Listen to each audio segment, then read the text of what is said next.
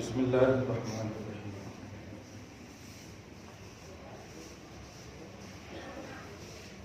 نحمده ونصلي ونسلم على حبیبہ الکریم الامین العزیز الرؤوف الرحیم وعلى آلہ واصحابہ الافضلین الاکرمین اجمعین۔ اما بعد فاعوذ باللہ من الشیطان الرجیم۔ بسم اللہ الرحمن الرحیم۔ وَلَقَدْ مَكَّنَّاكُمْ فِي الْأَرْضِ وَجَعَلْنَا لَكُمْ فِيهَا مَعَايِشَ قَلِيلًا مَا تَشْكُرُونَ۔ صدق اللہ العظیم۔ حصول برکت کے لیے درود شریف پڑھیے۔ اللہم صلی وسلم وبارک علی سیدنا و شفیعنا و حبیبنا مولانا محمد الجود والکرم وعلی آلہ الکرام والکریم وآلہ واصحابہ وبارک صلی اللہ تعالی علیہ وسلم۔ سورۃ الاعراف کا درس جاری ہے۔ سورہ نمبر 7 کی آیت نمبر 9 تک کا درس ہو چکا ہے۔ یہاں سے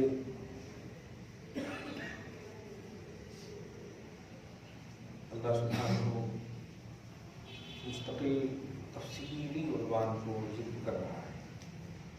خدا محسوس ہونے کی سعادت نصیب فرمائے۔ ارشاد فرماتا ہے، ہم نے تمہیں زمین میں قابو دیا، ہم نے تمہیں زمین میں طاقت دی، بسایا۔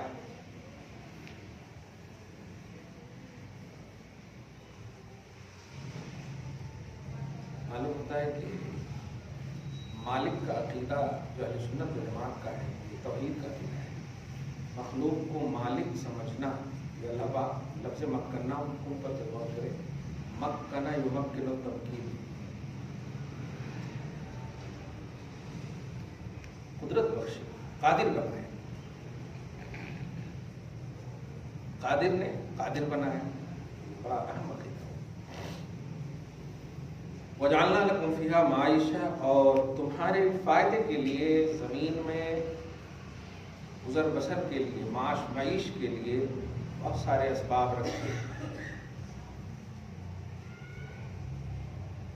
قلیلا ما تشکرون، پھر بھی تم کیسے ہو کہ شکریہ ادا نہیں کرتے۔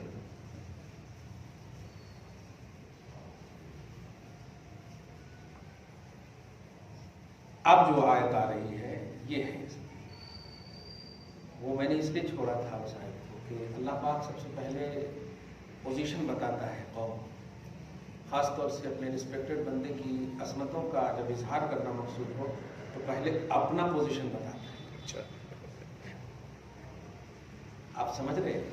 فرض کیجئے کسی نبی یا کسی ولی کے حوالے سے بات کرنی ہو پازیٹیو کے ساتھ، بتانا ہو ان کا اسٹیٹس، تو ان کے بارے میں نہیں بتاتا، اپنا انٹروڈکشن پہلے کریں، میں نے تمہیں یہ کیا، میں نے تمہیں یہ کیا، میں نے تمہیں یہ کیا۔ آپ غور کریں تاکہ توحید خالص کا بھی عقیدہ اگر رکھتے ہو تو ذرا سوچ لو آگے کا عنوان جو دینے جا رہا ہوں۔ سمجھے اس بات کو؟ کیا کہا میں نے تمہیں زمین میں بسایا، کسی کو اعتراض نہیں، کسی کو اعتراض نہیں، اور معاش اور معیشت کے لیے اسباب تمہارے فائدے کے لیے رکھے، کسی کو اعتراض نہیں، اس میں بھی کسی کو اعتراض نہیں، پھر بھی تم کم شکریہ ادا کرتے ہو، اس پر بھی کسی کو اعتراض نہیں۔ تب اعتراض نہیں ہے تو اسی پازیٹیوٹی کے ساتھ سنو آگے والا عنوان یہ ہے سر۔ اب سمجھ رہے ہیں؟ جمعہ میں جملہ کہتا ہوں، نبی کے حوالے سے ہمیشہ پازیٹیو رہنا، یہی ہے توحید کا مقصد۔ اللہ کے محبوب بندوں کے حوالے سے ہمیشہ پازیٹیو رہنا۔ اللہ کے حوالے سے اگر مطلب اعمال کی دنیا میں کچھ گڑبڑی ہو گئی تو چونکہ وہ غفار ہے، اور غفار کس کا؟ غفار الذنوب، اس کا مطلب ذنوب کا وقوع ہے تب نہ غفار ہے، ذنوب کا وقوع ہے یعنی گناہ ہوگا تب تو بخشش کا عنوان ہے نہیں، گناہ ہوگا تب تو بخشش کا عنوان ہے۔ لیکن اللہ پاک اپنے محبوب بندوں کے حوالے سے کہتا ہے، یہ میرا پرسنل معاملہ تھا اس لیے میں نے کہہ دیا، لیکن محبوبوں کے حوالے سے ذرا دھیان رہے، وہ گناہ نہیں، وہ گستاخی ہے، وہ نفاق ہے، وہ خطا ہے، یہ مجھے معاف نہیں۔ گناہ جو میرے سے ریلیٹڈ ہو وہ ہے گناہ، لیکن محبوب بندوں سے جو ریلیٹڈ ہو وہ ہے گستاخی، اور یہ معافی۔ صاحب سمجھ رہے ہیں آپ جملہ؟ گناہ اور گستاخی میں فرق یہی ہے، توبہ کے بعد بھی معافی نہیں ہوتی، توبہ ہے تو دنیا کی سب چیز معاف ہے، گستاخی بھی معاف، گستاخی بھی معاف۔ توبہ مگر فرق یہ ہے کہ گستاخ کو توبہ کی توفیق اگر سڈنلی کوئی گستاخی انوائلنٹری میں ہوئی ہے تو توفیق جلدی ملتی ہے، لیکن اگر ہاں تو توفیق نہیں ملی۔ دیکھیے نا ابو جہل کو توفیق نہیں ملی، کنٹینیو کرتا رہا، نہیں ملی توفیق، بیٹے کو مل گئی توفیق کیونکہ نہیں کیا اس نے، خود اپنا نہیں مانوں گا جا رہا، گستاخی نہیں کیا، مل گئی توفیق۔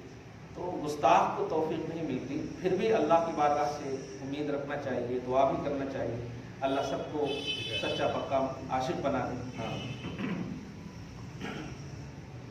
اچھا ایک اور بات ہے، نبی بھی یعنی اللہ کے محبوب بندے بھی اگر چاہیں اس معاملے میں ذرا غور کیجیے تو اللہ پاک ڈانٹ دیتا نہیں، آپ کا گستاخ ہے، آپ ریکویسٹ نہیں کر سکتے۔ آپ اس جملے پہ غور کریں گے نا تو مطلب حیبت طاری ہو جاتی، نہیں میرے حبیب، میرے گناہگار کے لیے آپ ریکویسٹ کیجئے، قبول کروں گا، آپ کے گناہگار کے لیے آپ کیسے ریکویسٹ کر سکتے ہیں؟ ریکویسٹ کا یہی عنوان ہے نا، بخشش چاہیے، جنت ملنا چاہیے نا، جنت اور جہنم کا دار و مدار مجھ پر اور آج پر ہے، لیکن آپ کا جو گناہگار ہوگا نا اسے میں معاف نہیں کروں گا، یہ میں پہلے ہی کہہ دے رہا ہوں، میرا جو گناہگار ہوگا میں نے محبوبوں کو رکھا ہے،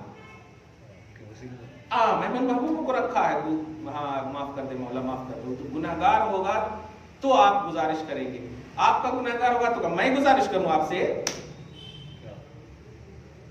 معاف تو میں ہی کرنے والا ہوں۔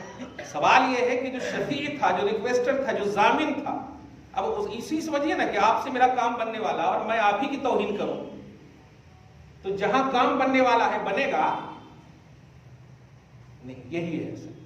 تو خدا کی بارگاہ میں کام بننے کا وہ مرکز ہے اور بنانے کا ذریعہ ہے نبی، اور نبی ہی کا کوئی گستاخ ہو جائے تو وہاں تک کیسے جائیں گے؟ یہ ہے سب سے اہم۔ اب جہاں پر غور کیجیے، ایک عنوان بن آ رہا آیت نمبر 11 کا، یہ 10 کے بعد، تو وہ سب سے اہم بات ابھی بیٹھک میں معلوم ہوئی کہ اللہ پاک سب سے پہلے اپنی پوزیشن بتاتا ہے محبوبوں کو احترام اور تعظیم کا عنوان دینے کے لیے، اپنی پوزیشن بتاتا فرماتا ہے وَلَقَدْ خَلَقْنَاكُمْ، سنو میں نے تم سب کو پیدا کیا، ثُمَّ صَوَّرْنَاكُمْ، پھر تمہاری ایک شکل دی، کالا گورا جو بھی ہونا چاہا، فَعَدَلَكَ فَسَوَّاكَ، ٹھیک ٹھاک متناسب الاعضاء سب کچھ کیا، لیکن ثُمَّ قُلْنَا لِلْمَلَائِكَةِ اسْجُدُوا لِآدَمَ، پھر میں نے کہا سارے فرشتوں سے کہ آدم کو سجدہ کرو۔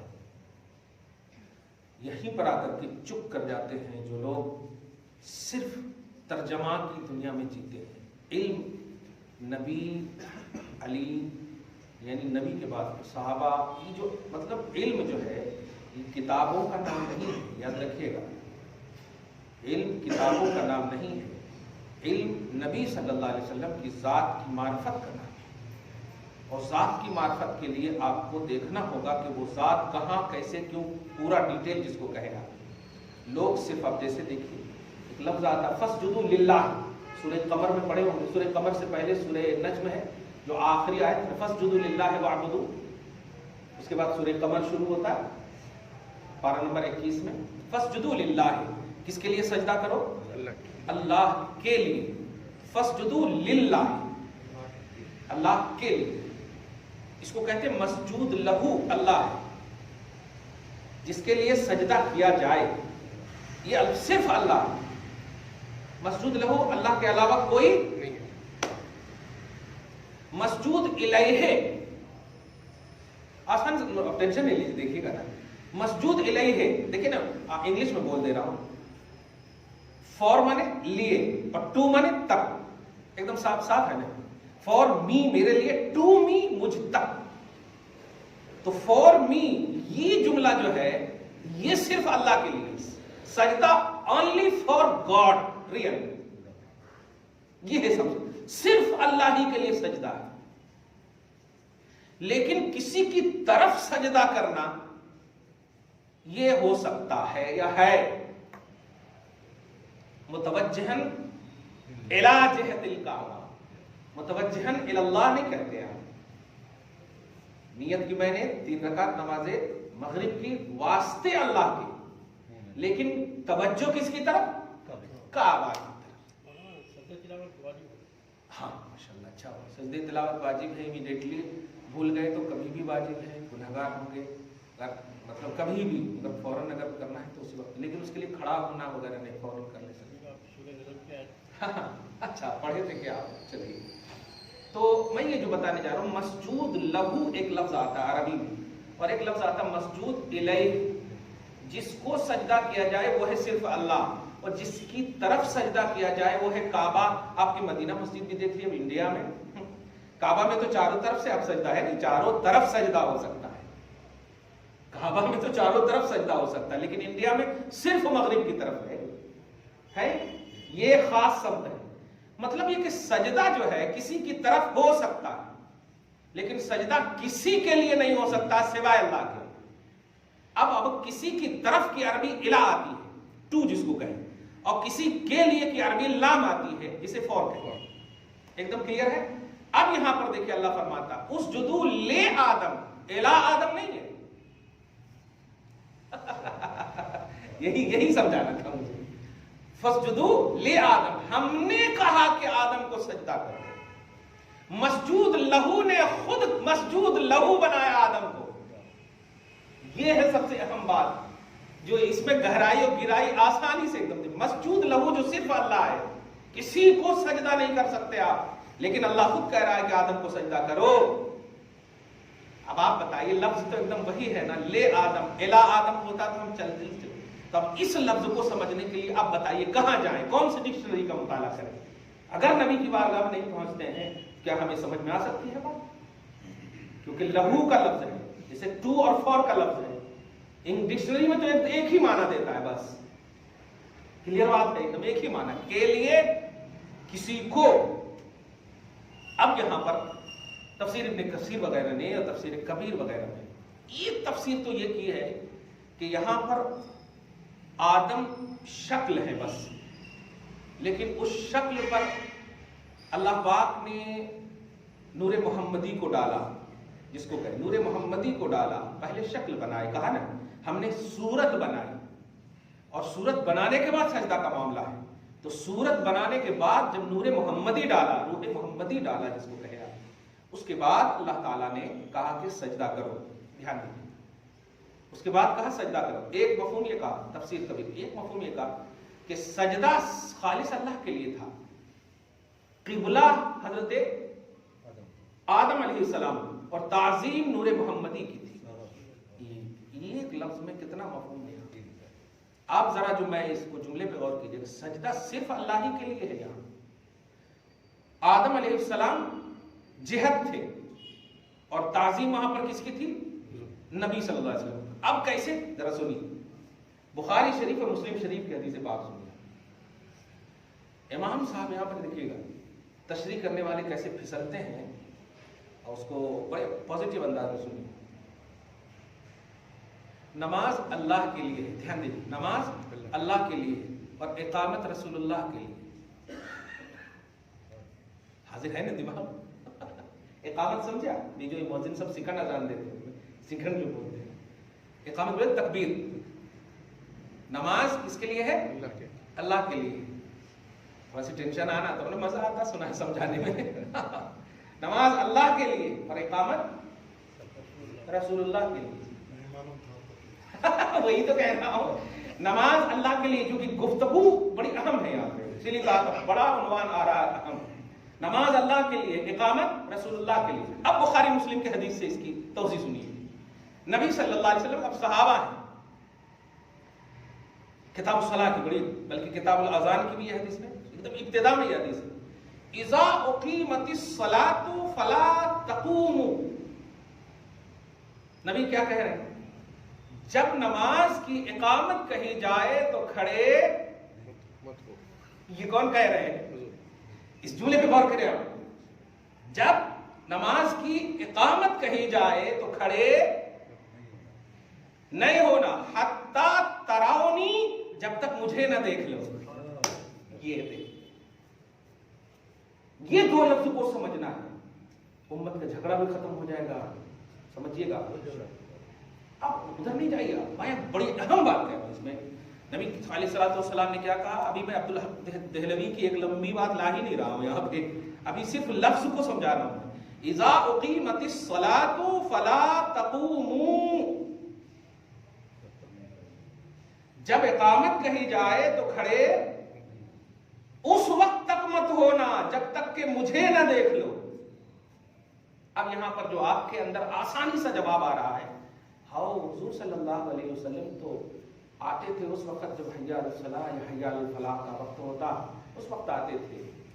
یہ توضیح اگر مان لے وقتی طور پر لی، دھیان دیجیے گا، اور صحیح بھی ہے، لیکن اس توضیح میں جو گہرائی میں بتا دے جائے، حضور جان بوجھ کر کے کبھی بھی نماز معاذ اللہ ثم معاذ اللہ صدوار معاذ اللہ لا الہ الا اللہ محمد رسول اللہ، کیا نماز کی اہمیت کا جو احترام مصطفیٰ جان رحمت کو ہے، امت کے کسی بھی فرد کو ہے؟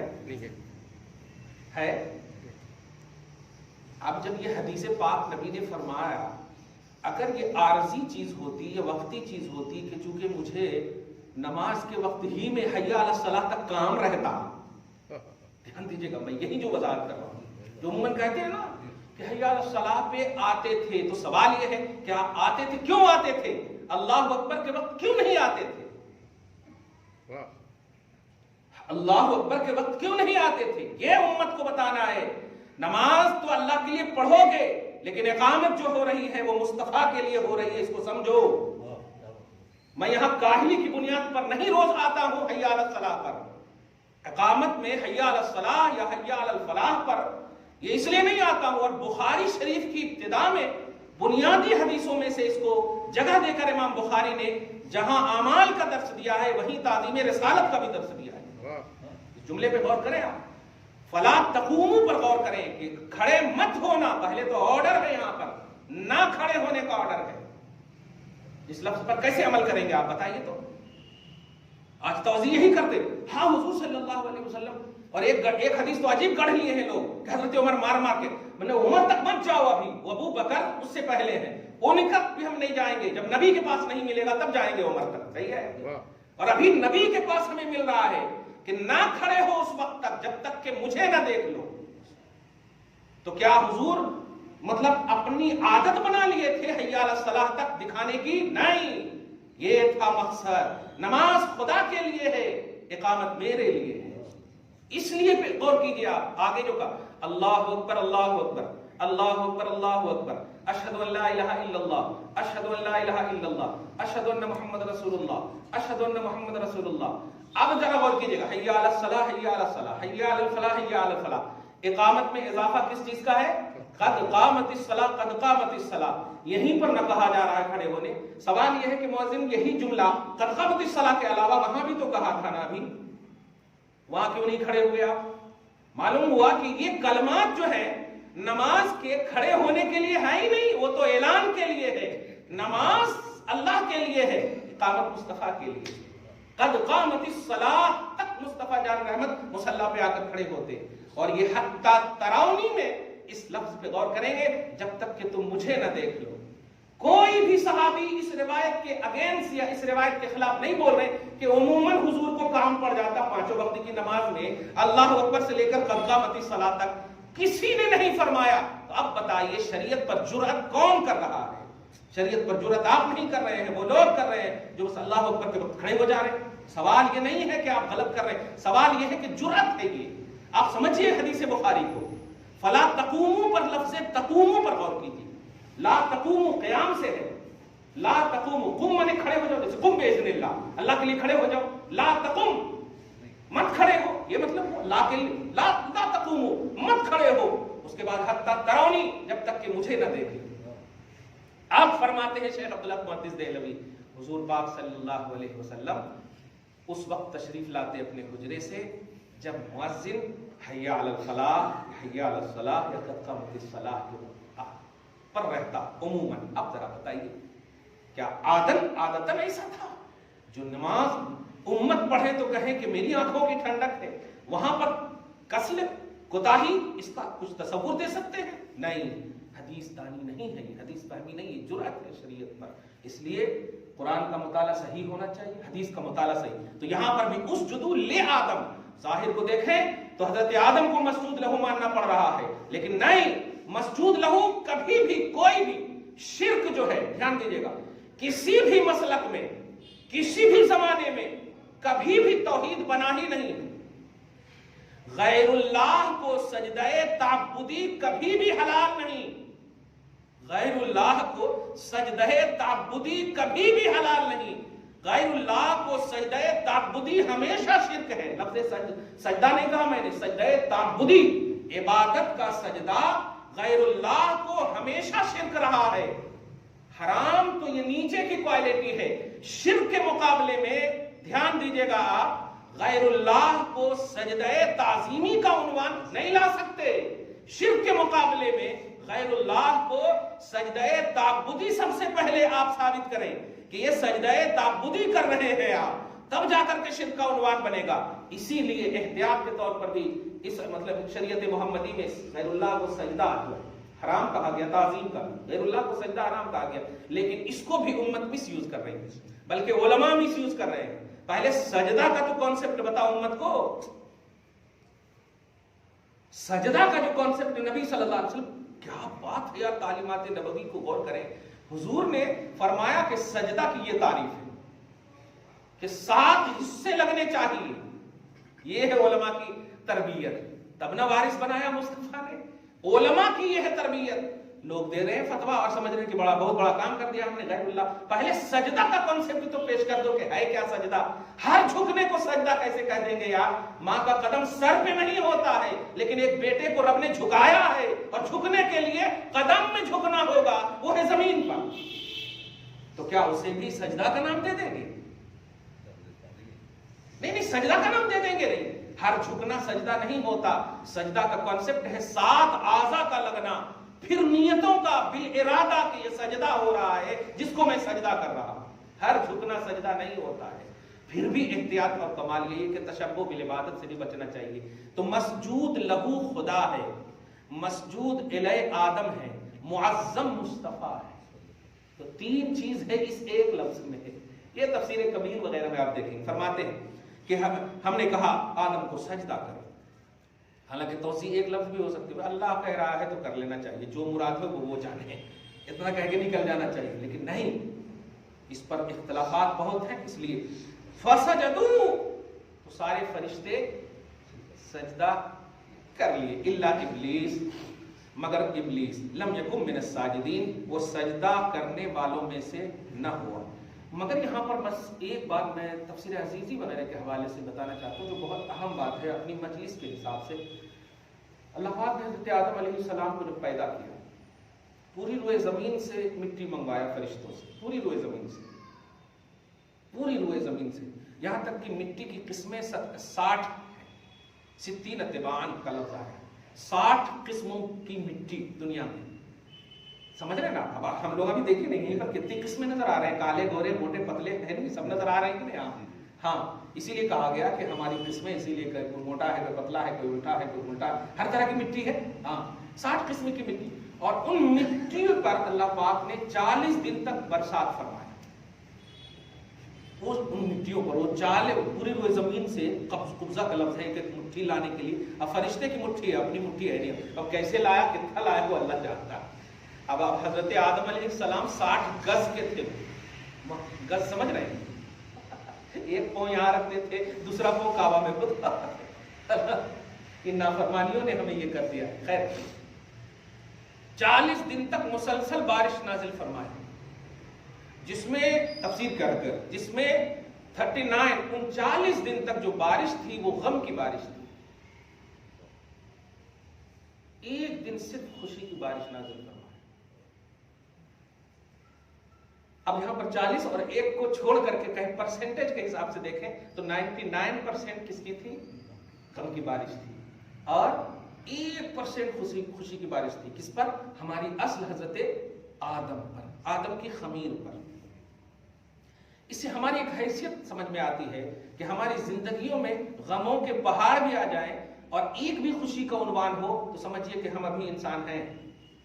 ہماری زندگیوں پر غم حاوی ہو یہ صحیح ہے، حاوی ہونے نہ دے یہ اپنی جگہ پر ہے.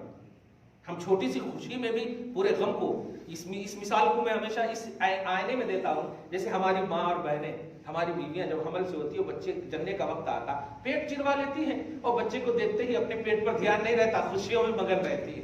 دیکھ رہے ہیں، حاوی نہیں ہونے دیا تکلیف کو، حاوی نہیں ہونے دیا. تو خوشی کا ایک لمحہ بھی غموں پر حاوی ہو جائے، یہ ہے ہماری زندگی. لیکن ہمارا جو دماغی، ہمارا جو مینٹلی ہماری جو سوچ ہونی چاہیے، دماغی سوچ ہونی چاہیے کہ اگر غم کتنا بھی آ جائے، میں فلسفہ خودکشی بھی اسی پر بتانا جا رہا ہوں کہ آپ کبھی بھی اکتا کر بیٹھنا نہیں، پریشان مت ہونا، خودکشی مت کرنا. انسان کہا گیا اللہ پاک کو، اللہ پاک نے آپ کو کہا انسان 99% تیرے اندر میں غم رکھ رہا ہوں. اب بتائیے، اب یہ پرسنٹیج جب رب کو یہ منظور ہے تو ہم کون ہوتے ہیں خودکشی کرنے والے؟ غموں کی کثرت کیوں نہ ہو، فائنینشلی پریشانی کیوں نہ ہو، ماس اور معیش کی کثرت بھی کیوں نہ ہو، لیکن کچھ بھی کیوں نہ ہو، غموں کے پہاڑ کیوں نہ ہو ہمارے پاس، لیکن ہمارے پاس خودکشی کا عنوان نہیں ہونا چاہیے. ہمارے پاس پرسنٹیج غموں کا زیادہ ہے، خوشی کا کم ہے. پریشان کسی بھی حال میں نہ ہو. آج بہت زیادہ ہم سب پریشان ہو جاتے ہیں کبھی یہ صورت میں دیکھیے لاک ڈاؤن ہو گیا تو کیا کریں گے، کیسے کریں گے، کچھ نہیں. اللہ کی عبادت کیجیے، رسول اللہ کی تعظیم کیجیے، جو ہو جیسے. اور 2 سال 3 سال کے اندر تو میں تو یقین جانتا ہوں 60 سال کی عمر پر بھاری نہیں ہے 2 سال کی عبادت. صحیح ہے کہ نہیں؟ جتنا قرآن ابھی پڑھے ہیں آپ، کبھی پڑھے تھے اتنا؟ جتنا موقع ابھی ملا ہے اللہ رسول کے حوالے سے، کبھی ملا تھا اتنا؟ اللہ پاک کسی نے کیا ہر چیز میں حکمت رکھا، مصلحت رکھا.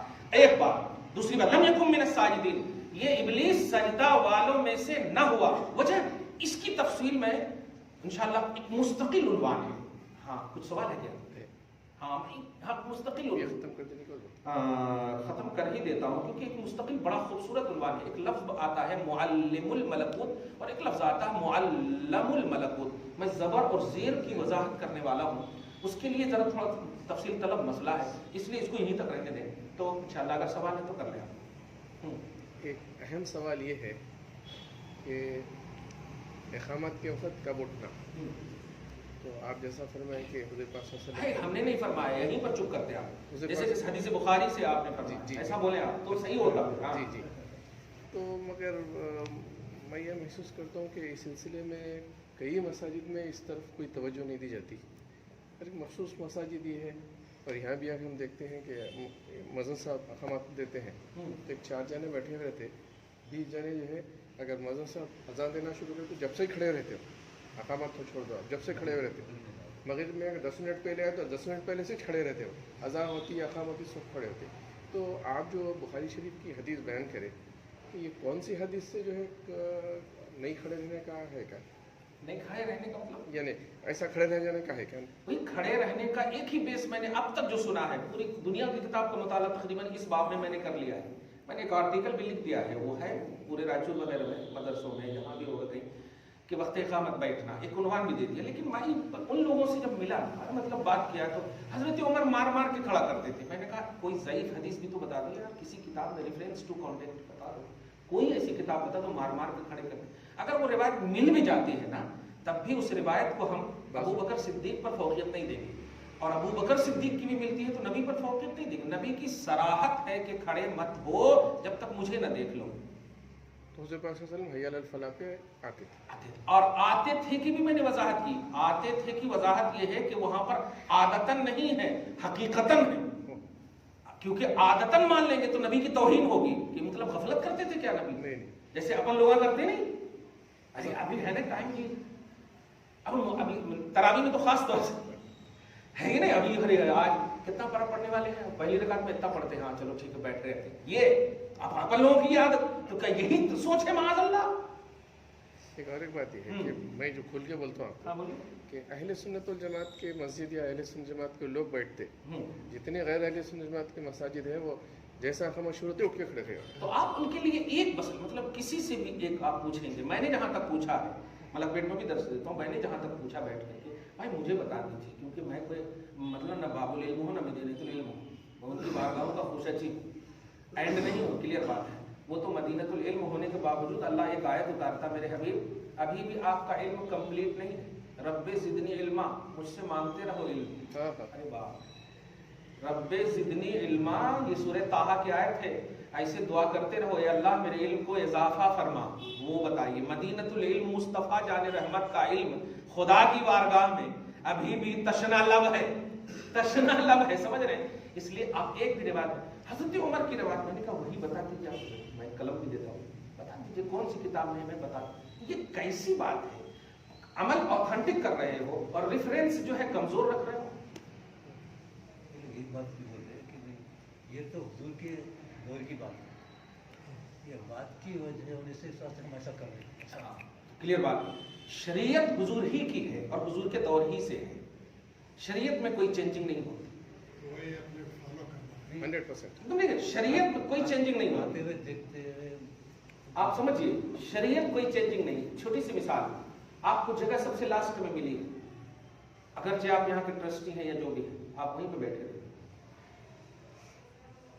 اور نبی وہیں سے ڈانٹ رہے ہیں اگر آپ نے چھلانگ لگایا. کیوں؟ شریعت نہیں بدلی.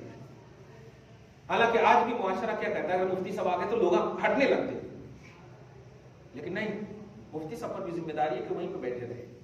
شریعت کوئی چینجنگ نہیں ہوتی. خاص طور سے قطعی مسئلے، اقامت یہ ایک دم قطعی مسئلہ ہے، اذان یہ قطعی مسئلہ میں سے کوئی چینجنگ کا مسئلہ ہی نہیں. کیا ہم بدل سکتے ہیں آج الصلاۃ خیر من النوم؟ کیا رات میں ڈیوٹی کرنے والا اور صبح میں سونے والا یہ کہہ سکتا ہے الصلاۃ خیر من النوم؟ یہ جو ہے الصلاۃ خیر من اللیل ہے، اس کے لیے بھی یہی جملہ جو ڈیوٹی کر رہا ہے. سونے سے بہتر ہے نماز، اور یہ فجر کے لیے خاص طور سے. اب وہ رات میں ڈیوٹی کرنے والا اور صبح سونے والا جب اٹھے گا تو وہ کہے گا الصلاۃ خیر من النوم عصر کے وقت. اس کے لیے بھی ابھی بھی یہی حکم ہے. کیا وہ کہہ سکتا کہ نہیں میں جاب کرتا ہوں رات میں اس لیے میرے لیے عصر جو ہے الصلاۃ خیر من النوم ہے؟ ایسا ہو سکتا؟ نہیں ہو سکتا. تو یہ حکم جو ہے کوئی چینجنگ نہیں ہوتی. اور سب سے بڑی بات یہ ایکچولی راستہ یہ اپنا سینس ہے، اپنی قیاس ہے. آپ اس کا ریفرنس بتاؤ. خالی ریفرنس بتانے کے لیے ہم ہی نہیں ہے نا، ہم نیاز کرتے جو مستحب ہے اس کا ریفرنس بخاری سے پوچھتے ہو یار.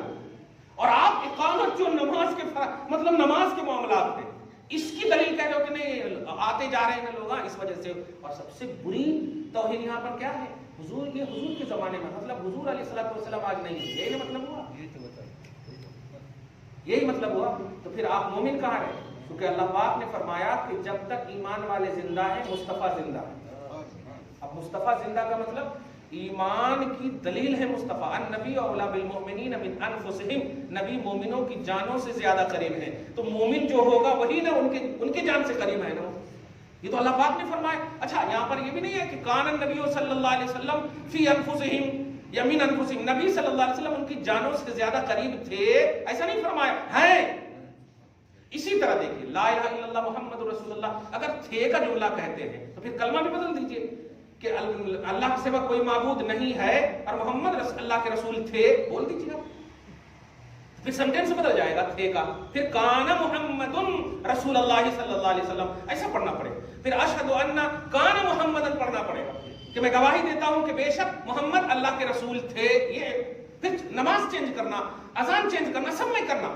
تھے کا ہی کانسیپٹ دے رہے ہیں کہ حضور کے زمانے کی بات ہے، مطلب یہ کہنا چاہ رہے ہیں کہ وہ اس وقت تھا ابھی نہیں ہے. یہی تو مطلب ہوا. یہ غلط ہے، یہ تصور غلط ہے. حضور پاک صلی اللہ علیہ وسلم نے اچھا بخاری شریف میں اس حدیث کی صراحت، اس حدیث کا ذکر، اور امام بخاری امیر المومنین فی الحدیث جیسا یہ عنوان باندھتا کہ ھذا الحکم مختص بعہد النبی صلی اللہ علیہ وسلم. یہ امام بخاری کا کانسیپٹ ہوتا ہے. جیسے نجاشی کی نماز کے حوالے سے آپ بخاری شریف کا عنوان دیکھیے، حضور پاک صلی اللہ علیہ وسلم نے غائبانہ نماز پڑھائی، یہ نجاشی بادشاہ کی. لیکن آپ اسی بخاری کو دیکھیں انڈیا کے نسخے میں کہتے ہیں ھذا مختص بہ لہ، اسی کے لیے مختص نہیں، یہ حضور صلی اللہ علیہ وسلم کے ساتھ نجاشی کے لیے خاص ہے بس. تو جہاں پر جو خصوصیت ہوتی ہے وہاں صراحت ہوتی ہے. آپ 1400 سال کے بعد یہ خصوصیت کیسے پیش کر رہے ہیں کہ یہ حضور کے زمانے کی خصوصیت تھی کہ نہیں وہاں کھڑے نہیں ہوتے تھے اب کھڑے ہونا کہتے. اگر بات ایسی ہوتی تو صراحت ہوتی، کسی نہ کسی محدث نے صحابی سے منقول ہوتی. لیکن یہ عام آج تک بخاری میں منقول، آج تک شارح بخاری، شرح بخاری کی پوری کتابوں میں کوئی توضیح وہ عہد رسالت کے خلاف نہ ہو کر اس بات کی دلیل ہے کہ وہ حدیث اپنی حالت پر ہے اور اسی منشے پر ہے جو نبی نے فرمایا. دعا ہے اللہ تعالیٰ ہم سب کو شاد رکھے. نماز غائبانہ ابھی بھی وہ امام شافعی کے نزدیک ہے، مگر ہمارے نزدیک حنفی مذہب میں جنازے کا حاضر ہونا، سامنے ہونا شرط ہے. وہ مسائل استخراجیہ ہے وہ کریں، تو جنازے کا حاضر ہونا شرط ہے. دعا ہے اللہ تعالیٰ شاد رکھے، آباد رکھے. آج کی اس خصوصی درس کو قبول فرمائے، ہم سب کو نبی کی محبت پر متحد اور متفق فرمائے. وصلی اللہ تعالیٰ علی خیر خلق محمد وآلہ وأصحابہ اجمعین برحمتک یا ارحم الراحمین.